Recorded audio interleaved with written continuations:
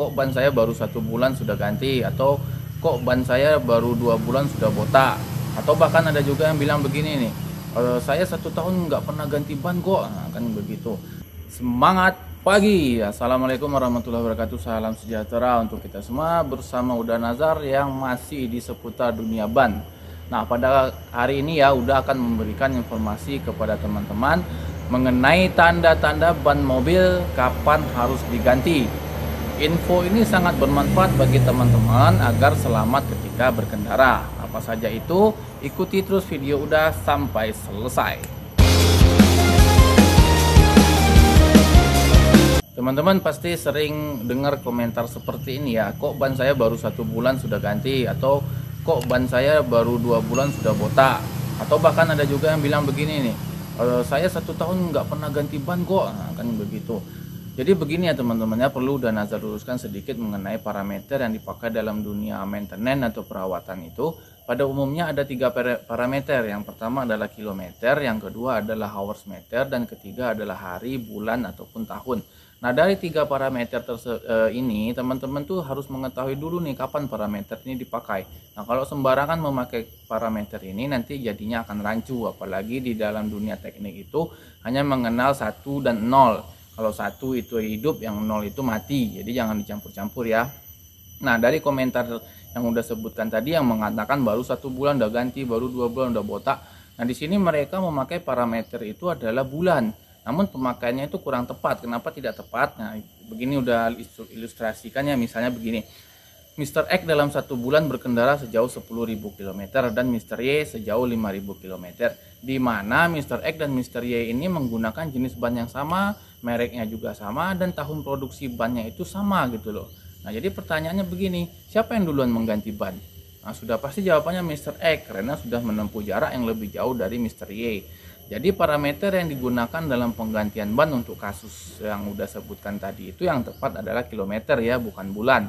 Apalagi ada yang bilang begini nih, 1 tahun saya nggak pernah ganti ban. Ya jelas lah, orangnya dia cuma pakai mobilnya sebulan sekali doang, itu pun cuma ke rumah, ke pasar, ke rumah, yang paling jaraknya 5 km atau 10 km paling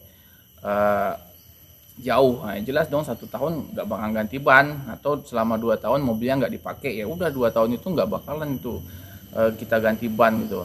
Nah, jadi teman-teman sudah mengetahui dulu ya parameter apa yang tepat untuk kasus yang udah sebutkan tadi. Nah, untuk bulan ataupun untuk tahun itu kasusnya berbeda. Nah, nanti teman-teman lihat di video sesi terakhir udah nih, untuk kasus yang menggunakan hari, bulan atau tahun itu ada. Jadi kasusnya itu berbeda.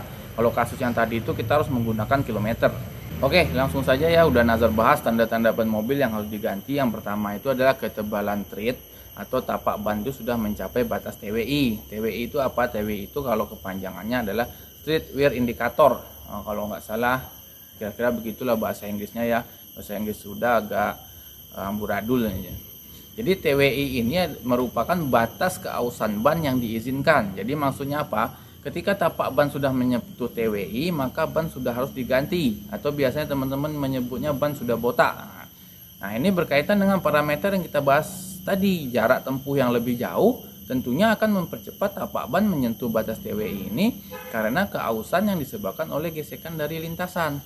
Nah, untuk TWI ini sendiri posisinya itu ada di tengah telapak ban, berbentuk tonjolan kecil yang tingginya tidak sampai setinggi tread block. Nah, ini kalau TWI ini sudah sejajar dengan tread block ini, itu berartinya ban itu sudah harus diganti.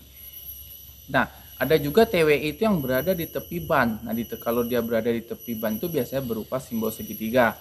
Itu sama aja teman-temannya, kalau simbol segitiganya ini yang di ujungnya ini sudah rata dengan tread blocknya ini, maka ban ini harus teman-teman ganti segera mungkin.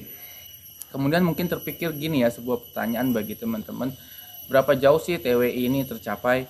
Nah, kalau itu kembali lagi tergantung jarak lintasan yang kita tempuh.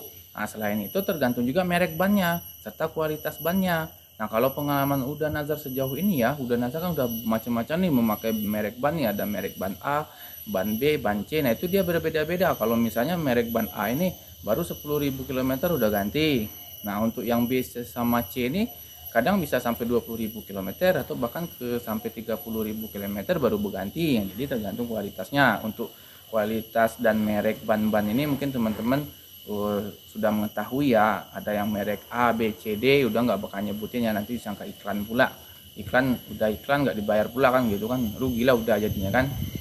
Nah, berikutnya tanda-tanda ban yang harus diganti yang kedua itu adalah ban botak di bagian tengah atau bagian sisi tertentu. Kalau teman-teman biasanya mengenal apa itu ya, sebutannya ini ban makan dalam atau ban makan luar. Atau misalnya kan teman-teman nih pergi ke bengkel, bang, kak, mas, akang mau ganti ban nih, bannya makan dalam terus, makan luar terus, kan begitu kan. Nah, kalau istilah tekniknya ban makan tengah itu atau botak di tengah itu adalah center wear, sedangkan untuk yang ban botak di sisi kiri atau sisi kanan itu adalah shoulder wear.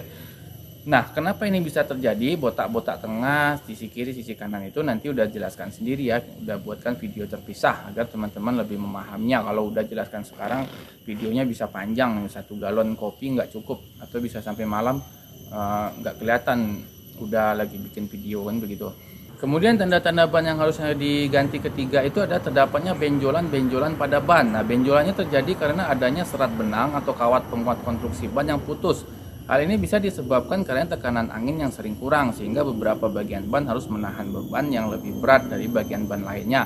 Jadi itulah mengapa udah Nazar sarankan di video-video sebelumnya selalu melakukan pengecekan angin secara rutin. Nah, biasanya ban-ban yang terdapat benjolan itu dia ada di sini nih, udah bawa ban terus ini. Ban ini memang banyak ilmunya, kalau dijelaskan satu-satu bisa panjang. Kalau udah sih cuma tahu dasar-dasarnya aja. Nah, ini biasa di sini ini kan ada benjolan-benjolan nih, dia nih, ini benjolan-benjolannya nih. Kalau udah ketemu benjolan-benjolan seperti itu, teman-teman udah sarankan langsung diganti ya, daripada dia nanti meletus. Nah, tanda-tanda ban yang harus diganti yang keempat itu adalah terdapat retakan-retakan pada permukaan atau bagian samping ban. Nah, sama seperti tadi ya, di sini ini kadang dia ada retak-retak nih di samping-samping ban ini. Nah, ini biasa retakan-retakan ini terjadi karena ban teman-teman tuh sering berkontak dengan panas ya, baik itu panas akibat gesekan terhadap lintasan ataupun panas matahari dalam waktu yang lama. Misalnya begini, teman-teman yang tidak mempunyai garasi, tentunya mobil teman-teman walaupun tidak dipakai akan selalu terpapar sinar matahari ya. Atau teman-teman yang mungkin kerja di kantor, pergi ke kantor, itu udah jelas ya, parkirannya nggak ada pelindungnya, dan otomatis ban teman-teman itu akan terkena sinar matahari langsung, terkena hujan panas aja, itu udah tentu aja mempengaruhi dari karet ban itu ya. Nah, namanya ban kan mempunyai bahan dasar karet itu ya, jadi tentunya jika terkena panas dan hujan seperti itu akan mempercepat kerapuhannya sebelum waktunya. Tanda-tanda ban yang harus diganti kelima adalah sudah terlalu banyak tambalan-tambalan. Misalnya begini nih, ban teman-teman terkena paku ya, tentunya teman-teman akan melakukan penambalan tuh, baik itu ban tubles ataupun non tubles. Nah, jika tambalannya sudah banyak, misalnya di atas, di sini, wah semua udah penuh dengan tambalan itu. Nah, walaupun TWI tadi belum tercapai, sebaiknya teman-teman harus segera mengganti ban tersebut. Untuk apa? Untuk menghindari kecelakaan yang diakibatkan oleh ban, misalnya bannya pecah atau tiba-tiba bannya kehabisan angin karena sudah banyak tambalan yang ternyata tambalan itu yang bocor lagi gitu kan. Jadi udah sarankan harus segera diganti. Kemudian tanda-tanda ban yang harus diganti berikutnya yang keberapa ya? Kalau udah jadi lupa ini berapa ya, ke-6 ya kalau nggak salah ya, kalau nggak salah ke-6. Itu terdapat goresan-goresan atau lecet yang disebabkan bergesekan dengan benda keras atau tajam. Nah, itu biasanya juga terjadi di sini nih, di pinggir-pinggir nih, di sisi-sisi ini. Lecet sama retak-retak tadi beda ya. Teman-teman udah pasti tahu lah, retak sama lecet itu pasti berbeda ya. Jadi misalnya teman-teman gini nih, tidak sengaja nih lagi parkir, habis parkir terus mundur, kan ada blind spot nggak kelihatan gitu kan, ternyata teman-teman itu nggak sengaja menyenggol pinggiran trotoar atau melewati jalan berlubang. Tentunya hal ini akan menyebabkan potensi terjadinya goresan pada dinding ban itu semakin besar. Goresan-goresan ini akan membuat ketahanan sisi ban tersebut tidak lagi seragam dan lama-lama bisa menyebabkan ban tersebut pecah. Nah, jadi jika teman-teman sudah seperti ini kondisi bannya itu, sudah sarankan sebaiknya langsung diganti saja. Tanda-tanda ban yang harus diganti yang ketujuh adalah umur ban sudah mencapai 3-5 tahun. Nah, ini salah satu parameter kita menggunakan tahun yang seperti udah sebutkan sebelumnya itu. Namun di sini terjadi banyak pendapat ya teman-teman. Pendapatnya itu begini, Ada yang bilang ban itu tidak ada kadaluarsanya, bisa dipakai sepanjangnya sampai dia botak. Ada juga yang bilang ban itu setelah 3 tahun sudah kadaluarsa. Ada pula yang bilang 5 tahun sudah kadaluarsa. Nah, jadi pasti teman-teman bingung kan. Nah, kalau menurut Uda Nazar ya, Uda Nazar ngambil jalan tengahnya aja. Secara logika ya, namanya karet itu pasti ada kadaluarsanya. Contohnya yang paling gampang nih, karet gelang yang merah-merah atau yang coklat yang sering teman-teman jumpai di rumah itu. Coba perhatikan itu, suatu saat kan dia akan lapuk itu, atau dia tiba-tiba putus sendiri, atau dia melar terus meleleh sendiri. Nah, tentu saja sama halnya dengan ban, dimana bahan dasar ban itu kan karet. Ya namanya karet ya pasti ada kadaluarsa, nggak mungkin enggak gitu kan. Nah, untuk berapa lamanya kadaluarsanya ini ya udah Nazar nggak bisa juga yang menentukannya, karena udah kalau membeli ban itu pasti melihat kode produksinya ya. Tentu udah pilih ban dengan kode produksi terbaru, maksimal ya mungkin 1 tahun atau 2 tahun belakangan produksinya itu. Nah kalau untuk kode produksi ini teman-teman belum tahu tempatnya di mana, tonton video udah di deskripsi ini ada linknya, nanti bisa teman-teman lihat posisi dari kode produksi. Nah, lain halnya misalnya mobil teman-teman itu sedang dalam kondisi perbaikan yang lama sehingga tidak dipakai. Misalnya hari ini diperbaiki 2 tahun lagi baru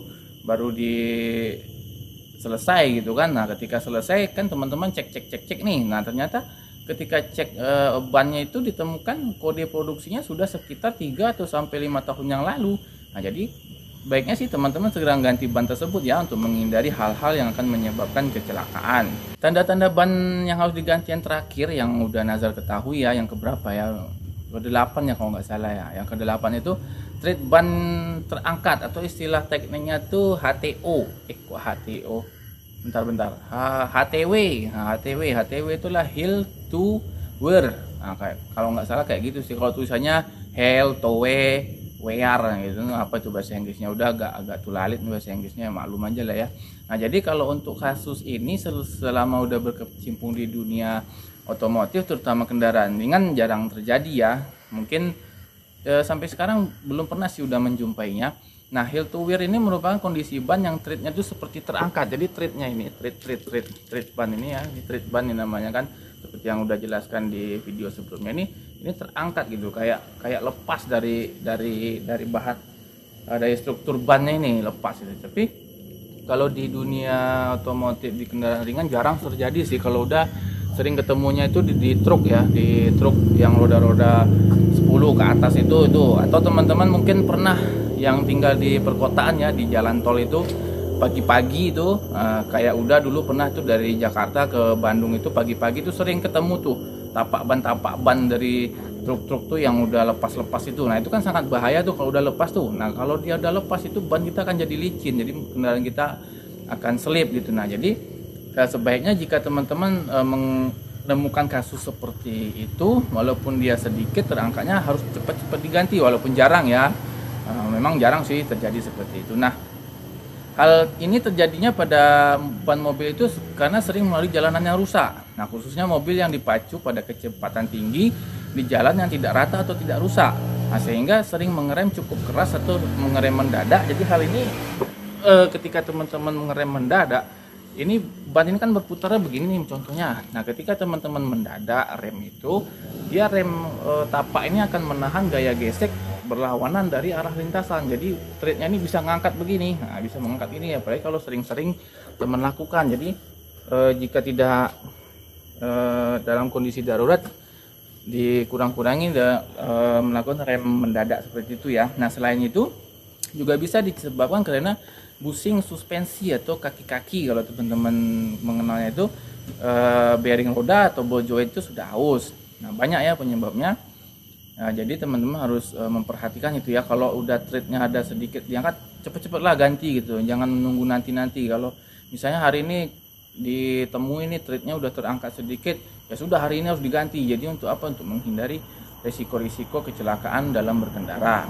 Jadi kesimpulannya teman-temannya, jika teman-teman menemukan ke-8 tanda tersebut yang sudah sebutkan tadi itu, disarankan segera melakukan pergantian ban untuk menghindari kecelakaan yang diakibatkan oleh kerusakan ban. Nah, jika ada tanda-tanda yang lain nih yang belum sebutkan, misalnya tanda-tandanya, tanda-tanda ini, tanda-tanda itu, tolong di komentarnya ditulis ya. Jadi untuk menambah pengetahuan kita bersama juga. Sekian info dan tips dari Uda Nazar mengenai kapan waktunya mengganti ban. Semoga bermanfaat. Jangan lupa komen, like, dan subscribe, serta bunyikan lonceng agar teman-teman tidak ketinggalan konten menarik selanjutnya dari Uda. Terima kasih atas waktunya. Kita berjumpa kembali pada konten berikutnya bersama Uda Nazar dalam info dan tips sepanjang zaman. Assalamualaikum warahmatullahi wabarakatuh. Salam sejahtera, semangat pagi.